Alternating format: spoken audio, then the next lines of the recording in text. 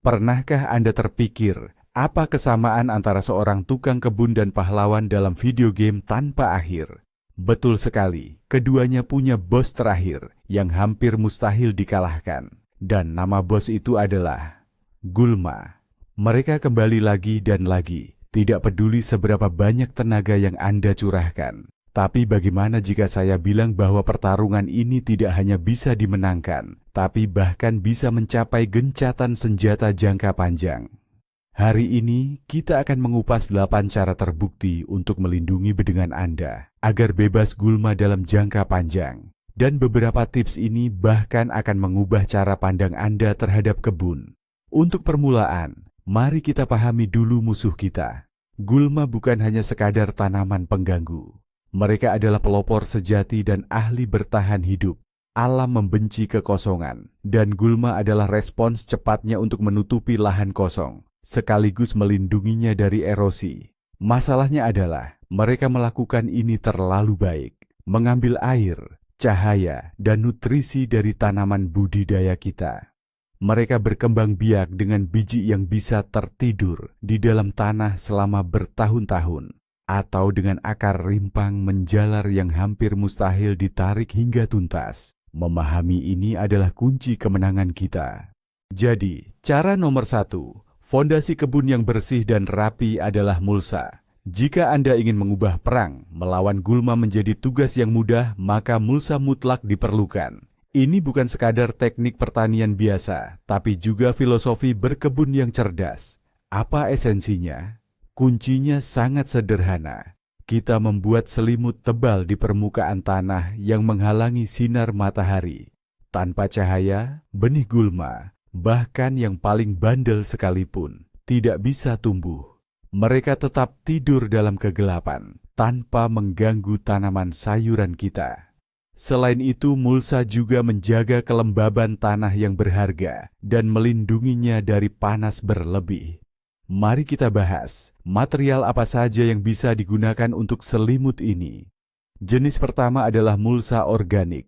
Ini adalah semua yang disediakan alam, rumput kering dan layu, jerami tanpa biji, serbuk gergaji, kulit kayu, atau kompos matang. Keuntungannya sangat jelas. Mulsa jenis ini tidak hanya melindungi dari Gulma, tetapi juga saat terurai perlahan, berubah menjadi pupuk berharga. Ini membuat tanah menjadi gembur dan subur.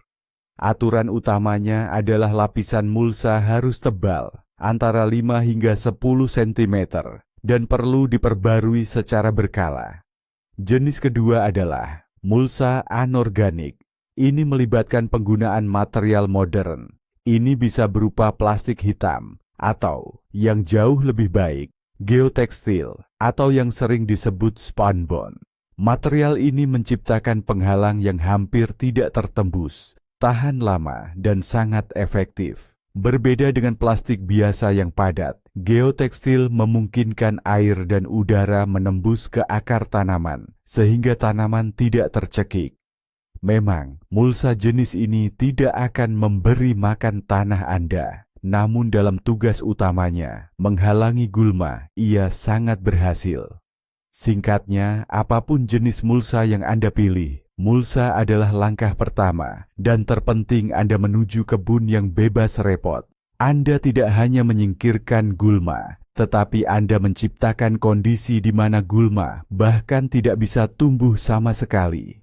Sekarang mari kita bahas cara kedua, yaitu metode yang bekerja untuk Anda, bahkan saat Anda bersantai di rumah sambil menyeruput teh. Metode ini adalah penanaman tanaman penutup tanah, atau sering disebut pupuk hijau. Jika Anda masih membiarkan bedengan kosong setelah panen, Anda melakukan kesalahan besar, dan secara tidak langsung menyerahkan lahan Anda untuk dikuasai Gulma.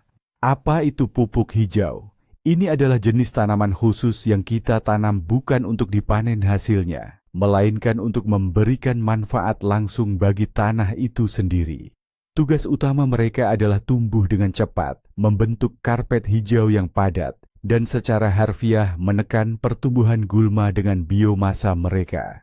Mereka tidak memberi kesempatan sedikit pun bagi Gulma untuk bersaing mendapatkan cahaya dan nutrisi.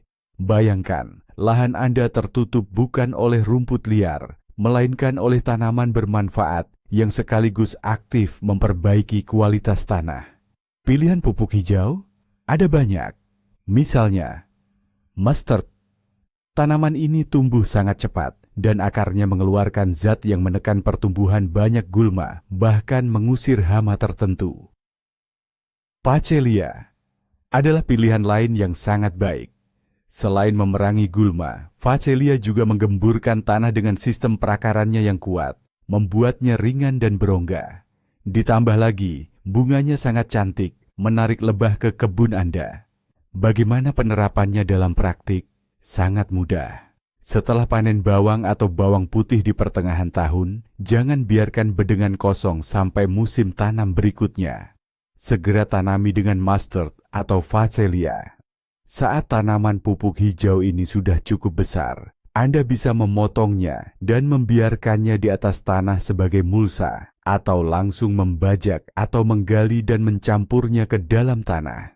Bagaimanapun caranya, Anda akan mendapatkan dua manfaat sekaligus. Lahan yang bersih dari gulma dan tanah yang diperkaya dengan bahan organik. Pupuk hijau adalah ahli agronomi pribadi Anda yang bekerja tanpa henti. Ini dia metode ketiga, khusus bagi Anda yang menyukai solusi tidak biasa namun sangat efektif. Pendekatan ini adalah pembuatan bedengan dengan metode no-dig, atau yang lebih sederhana, bedengan tanpa perlu menggali tanah. Dan alat utama Anda di sini adalah karton biasa. Ya, betul sekali. Kotak-kotak bekas peralatan rumah tangga atau paket kiriman yang biasanya langsung Anda buang. Bayangkan sebidang lahan yang ditumbuhi rumput liar atau bahkan gulma menahun seperti alang-alang. Pendekatan tradisional biasanya berarti berjam-jam menggali tanah yang melelahkan, mencabuti akar-akarnya, yang seringkali membuat punggung pegal. Tapi kita akan bertindak lebih cerdas. Kita tidak akan memerangi gulma. Kita cukup menguburnya. Bagaimana caranya? Ambil lembaran karton, lepaskan semua selotip dan stiker yang menempel. Kemudian, hamparkan karton tersebut langsung di atas rumput liar dalam 1 atau 2 lapis. Pastikan tumpang tindih agar tidak ada celah sedikit pun untuk cahaya. Karton ini akan menciptakan penghalang yang tak tembus cahaya. Di bawahnya, dalam kegelapan total, gulma akan mati. Mereka tidak bisa berfotosintesis dan dalam beberapa bulan akan membusuk menjadi pupuk. Lalu, apa yang akan ditanam? Dan bagaimana? Langsung di atas karton, kita tuangkan lapisan media tanam yang subur. Ini bisa berupa campuran kompos, humus, dan tanah kebun. Lapisan setebal 15-20 cm sudah cukup. Dan selesai. Bedengan baru Anda pun siap. Anda bisa langsung menanam bibit atau menyemai benih berakar dangkal, misalnya sayuran hijau atau lobak. Akar tanaman budidaya akan berkembang di lapisan nutrisi ini. Dan seiring waktu, ketika karton melunak dan terurai, akar akan menembus lebih dalam ke tanah yang kini bersih dan gembur. Metode ini tak hanya memberantas gulma, ia juga menjaga struktur tanah, melindungi cacing tanah dan mikroorganisme bermanfaat. Anda akan mendapatkan bedengan yang ideal dengan upaya minimal. Ini benar-benar solusi ajaib bagi para pekebun modern. Mari kita beralih ke cara keempat, yang mungkin terdengar agak ilmiah, tapi sebenarnya adalah trik sederhana dan ampuh, yang wajib diketahui setiap pekebun pintar. Nama teknik ini adalah solarisasi tanah. Pada dasarnya, ini adalah proses pemanasan terkontrol pada lapisan atas tanah, menggunakan energi matahari yang gratis. Ini adalah metode yang sangat ideal untuk mempersiapkan bedengan di daerah yang panas dan banyak sinar matahari. Bagaimana cara kerjanya? Kita memanfaatkan efek rumah kaca demi keuntungan kita. Setelah area tanam digemburkan dan diratakan, kita siram dengan air hingga basah kuyup. Air adalah penghantar panas yang sangat baik. Kemudian tutupi bedengan tersebut dengan plastik polietilen transparan yang tebal. Penting untuk menggunakan plastik yang transparan, bukan yang hitam, karena kita ingin sinar matahari menembus dan memanaskan tanah di bawahnya. Tepi plastik harus ditekan erat ke tanah menggunakan batu atau papan, guna menciptakan ruang yang kedap udara. Apa yang terjadi selanjutnya? Matahari akan memanaskan tanah yang lembab di bawah plastik hingga mencapai suhu yang sangat tinggi, yaitu 60 derajat Celcius. Dalam kondisi seperti ini, hampir tidak ada musuh kebun kita yang bisa bertahan hidup. Tidak hanya gulma yang sudah tumbuh akan mati, tetapi yang terpenting, benih-benih gulma yang bisa tidur selama bertahun-tahun di dalam tanah juga akan musnah. Selain itu, mandi uap tanah ini juga membasmi banyak hama dan patogen penyebab penyakit jamur seperti busuk akar, Phytophthora. Proses solarisasi ini memakan waktu antara 4 hingga 8 minggu selama periode terpanas musim kemarau. Memang, ini membutuhkan waktu dan perencanaan, tapi hasilnya sangat sepadan. Anda akan mendapatkan lapisan tanah atas yang hampir steril, siap untuk ditanami. Bisa dibilang, ini adalah bersih-bersih total untuk kebun Anda. Setelah proses ini, bedengan akan tetap bebas gulma untuk waktu yang sangat lama, memberikan tanaman budidaya Anda awal yang sempurna tanpa persaingan. Rahasia kelima untuk kebun yang bebas gulma bukanlah tentang memerangi, melainkan tentang perencanaan yang cerdas. Ini mengenai penanaman padat atau yang sering disebut tumpang sari. Idenya sederhana. Kita tidak boleh membiarkan gulma memiliki 1 cm pun tanah kosong yang terkena sinar matahari. Alam membenci kekosongan, dan jika kita tidak menempati ruang itu, gulma akan segera mengambil alihnya. Lalu, bagaimana praktiknya? Kita menanam tanaman utama tidak terlalu berjauhan, melainkan sedemikian rupa, sehingga saat tumbuh, daun-daunnya akan saling bertaut, menciptakan karpet hijau yang rapat. Karpet ini akan membentuk naungan yang padat, sehingga gulma tidak akan memiliki kesempatan untuk menembus dan mendapatkan sinar matahari. Namun, tidak hanya itu, ruang di antara tanaman utama bisa dan harus diisi dengan tanaman sela yang cepat tumbuh. Misalnya, Anda menanam barisan tomat atau kol. Selagi mereka masih kecil, ada banyak ruang kosong di antaranya. Tanamlah di ruang itu lobak, selada, bayam, atau ada sowa, dill. Tanaman-tanaman ini akan cepat panen, dan Anda bisa memanennya tepat pada saat tanaman utama mulai membutuhkan lebih banyak ruang. Dengan begitu, Anda mendapatkan hasil panen tambahan sekaligus perlindungan efektif dari gulma. Teknik hebat lainnya adalah mengombinasikan tanaman dengan ketinggian yang berbeda. Misalnya, di samping tanaman tomat yang tinggi, Anda bisa menanam basil yang berukuran rendah. Tomat akan memberinya naungan ringan saat cuaca panas, sementara basil dengan aromanya akan mengusir hama dan menutupi tanah dari gulma. Ini adalah bentuk kolaborasi kebun yang sesungguhnya, di mana tanaman saling membantu. Dengan melakukan penanaman padat secara cerdas, Anda mengubah bedengan Anda menjadi ekosistem tunggal yang mengatur dirinya sendiri. Anda tidak hanya menghemat ruang, melainkan juga menciptakan mulsa hidup yang bekerja untuk Anda sepanjang musim. Poin keenam yang akan kita bahas adalah tentang penggunaan air yang cerdas dan hemat, irigasi tetes. Mungkin Anda berpikir ini hanya cara praktis untuk menyiram yang menghemat waktu. Namun, sebenarnya irigasi tetes juga merupakan metode yang sangat efektif untuk mengendalikan gulma. Mari kita bayangkan bagaimana biasanya kita menyiram bedengan. Seringkali kita menggunakan penyiram atau selang dengan semprotan. Alhasil, seluruh permukaan bedengan kita siram tanpa pandang bulu. Apa yang terjadi?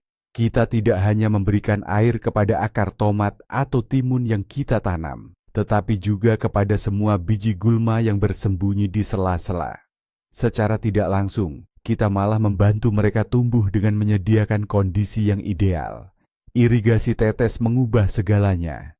Air dari penetes khusus yang terpasang pada selang atau pipa mengalir perlahan tetes demi tetes langsung menuju ke zona akar tanaman yang kita inginkan. Sedangkan seluruh permukaan bedengan lainnya, termasuk sela-sela antar baris, tetap kering. Tanpa air, biji gulma tidak akan bisa berkecambah, dan tunas yang sudah muncul pun akan cepat layu dan mati karena kekeringan. Ini sederhana namun jenius.